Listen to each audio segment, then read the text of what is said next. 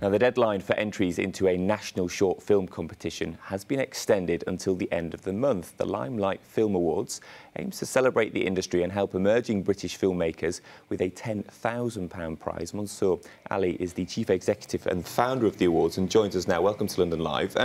Who is this aimed at then? Who can enter? Anyone can enter, but predominantly we want more younger people to enter because there's so many fantastic stories that they can tell as well. And it's cheap to make films, you know. So this is to, as you mentioned, to identify emerging film talent as well, and it's really, really easy to enter. I was going to say, do you have to have all the kit, all the expensive cameras, or could you just film this on a smartphone and enter a film like that? Yes, you can film it on anything. And to give an example, on one of the previous rounds, someone made a film and won an award.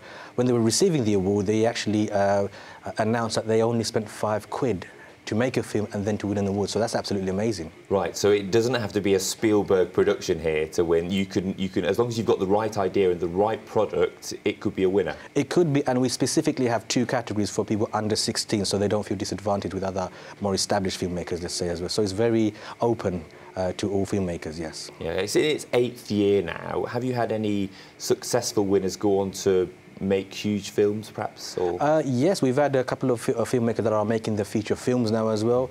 We have other people that have gone into work into other production companies from there as well. But it's really about that networking that it allows more opportunities. So we have 500 people turn up on the night. And from all different levels of film calibre as well. So we have people from the Bollywood film industry, from Hollywood film industry, people that have starred alongside the likes of Jet Li, Jason Statham coming down. So it's fantastic to see young talent brushing shoulders with more established and experienced film talent. Yeah, there's a lot been said recently about elitism within the arts, the idea that it's certainly the film industry is a world for white middle-class people and upper-class people, rich people. What would your take be on that? See, my background is in film because I studied film about 10 years ago. So whilst I was doing my film degree, I was, I think, the only British Bangladeshi in film at that point. And the reason I mentioned that as well, there was some sense of that because it's a very expensive market in general. But as we mentioned earlier on, I don't feel like it is so much now. I'm sure there is some elements of elitism there, but you know, you can make a film with next to nothing. There's so many Hollywood or international film examples that people make films for $25,000, which is a lot of money, but for a feature film is, you know, next to nothing. And with that, as long as you've got access to audiences, which is what the key element is here.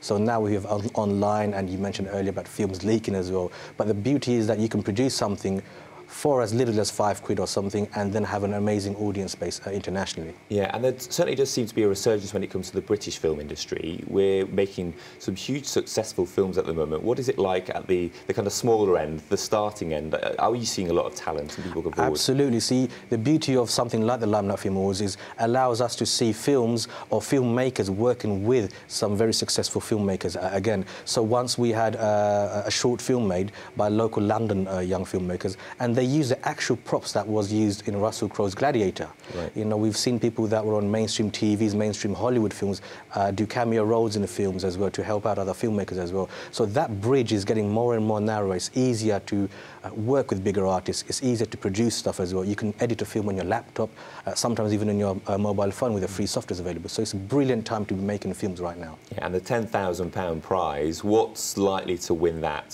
for you?